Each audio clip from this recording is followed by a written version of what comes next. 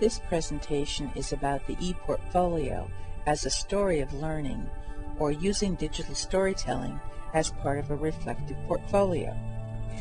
I want to show how we can link two dynamic processes together to promote deep learning: portfolio development and digital storytelling.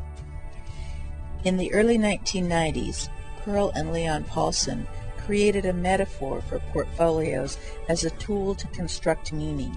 They stated the portfolio is a laboratory where students construct meaning from their accumulated experience. They also point out that a portfolio tells a story. It is the story of knowing about things, knowing oneself, knowing an audience. Portfolios are students' own stories of what they know, why they believe they know it, and why others should be of the same opinion. A portfolio is opinion backed by fact. Students prove what they know with samples of their work. I developed this map to show how portfolio development can be linked to digital storytelling. You'll find it in the handouts folder inside the PDFs folder on the CD. In the upper left-hand side of this diagram, you'll see the traditional portfolio processes of collection, selection, reflection, direction, and celebration. The addition of technology allows archiving, linking, which supports thinking or metacognition, storytelling, collaboration, and new ways of publishing. I have often talked about three questions to guide our reflections: what, so what, and now what. These questions tie the past to the present to the future. What artifacts have I collected? What do these artifacts show about my knowledge, skills, and dispositions? And what are my future learning goals? Electronic portfolio development should be linked to strategies that promote intrinsic motivation to maintain the process for lifelong learning. A digital story is a 2 to 4 minute digital video clip. It is first-person narrative, told in the learner's own voice, illustrated mostly with still images, with a music track to add emotional tone. You might stop this video and go watch the video on the CD called What is Digital Storytelling? This was the very first digital story created by a student teacher in a digital storytelling workshop. The Center for Digital Storytelling in Berkeley, California, has identified 7 elements of digital storytelling. First, a point of view. Stories are told to make a point and should not be presented as recitation of mere facts.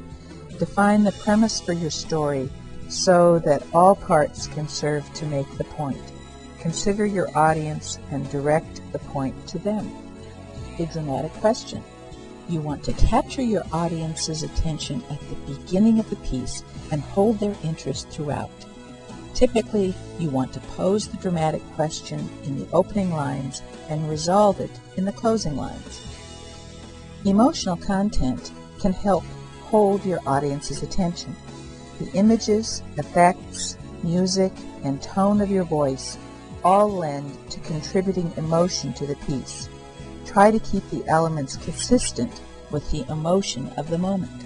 The gift of your voice. Most likely the first time you heard your recorded voice, you couldn't stand the way it sounded. I have one suggestion: get over it. Your voice is a great gift, and even though you don't like to hear it, others do. Take time to learn and practice your script so you can speak it in a conversational voice. Record several takes and select the best one. Trust that your audience will think it is perfect. The power of the soundtrack. Music is a big plus to a digital story. The right music can set the story in time and can convey emotion. Play music behind an image and a specific emotion is generated. Change the music behind the same image and an entirely different emotion is experienced. Sound effects can add tension and excitement to a piece. But be careful, they can be a distraction too. Economy. A compact, fast-moving digital story will contain only those elements necessary to move the audience from beginning to end. We know that our brains are constantly filling in, from our own experiences, details from suggestions made by sights and sounds. Don't give every detail to clarify your story. Let your audience fill in some of the blanks. Pacing. The rhythm of the piece is what keeps your audience's interest in the story. Music tempo, speech rate, image duration, and panning and zooming speed all work to establish pace. Generally, pace will be consistent, but once in a while it will pause, accelerate, decelerate, stop, or blast off. But why should we include digital storytelling in electronic portfolios? One reason is learner motivation and positive affect. One of the early leaders in reflection and education was Donald Schoen. He said, "Storytelling is the mode of description best suited to transformation in new situations of action." He points out that stories are products of reflection, but we do not usually hold on to them long enough to make them objects of reflection in their own right.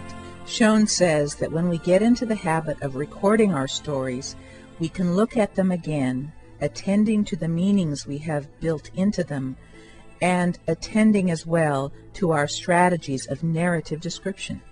So in the upper right-hand corner of this diagram, you can see the elements of digital storytelling as reflective portfolio. First, we have learner ownership and engagement with the portfolio. The tool should allow the learner to feel in control of the process, including the look and feel of the portfolio. There is an affective component to the portfolio development process that supports deep learning. Barbara Cambridge describes deep learning as involving reflection, is developmental, is integrative, is self-directive, and is lifelong. As learners create their own electronic portfolios, their unique voice should be evident from navigating the portfolio and reading the reflections on the screen. Multimedia expands the voice in an electronic portfolio both literally and rhetorically. The personality of the author is evident. It gives the reflections a uniqueness, and it gives the feeling that the writer is talking directly to the reader or the viewer. A portfolio is potentially a lifelong learning and professional development tool. The tools used to develop the portfolio should be accessible to a learner throughout their chosen career. Dependence on proprietary software that is not accessible to a learner after graduation may not, in the long run, provide the skills necessary to maintain the ePortfolio as a lifelong professional development tool. The constructivist model supports deep learning. As Portland State University has found, hyperlinking leads to metacognition, which leads to deeper learning. Whenever possible, learners should have the opportunity to plan and assess their own learning. I have several hypotheses about how to engage learners in the portfolio development process. One has to do with tools, which I will discuss at another time. I want to explore motivation. What are the factors that encourage intrinsic motivation so that learners want to maintain an electronic portfolio? There are three components of portfolio development: content, purpose, and process. Content is the evidence, or the artifacts and reflections that make up the portfolio. The purpose is the reason for developing the portfolio. There can be multiple purposes for portfolios, including learning or professional development, assessment, employment, or showcase portfolios.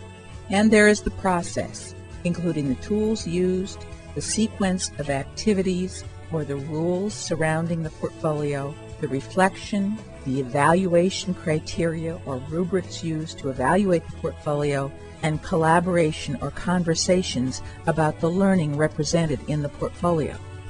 I believe there are developmental levels of motivation in portfolio implementation. We start out with extrinsic motivation, where the institution directs the content, the purpose, and the process. But if we want learners to be intrinsically motivated to maintain their portfolios, we need to give them ownership. My hypothesis is represented in this diagram.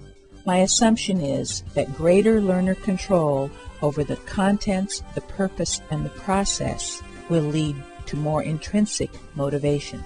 According to ISTE's Center for Applied Research in Educational Technology, technology can improve student motivation, attitude, and interest in learning.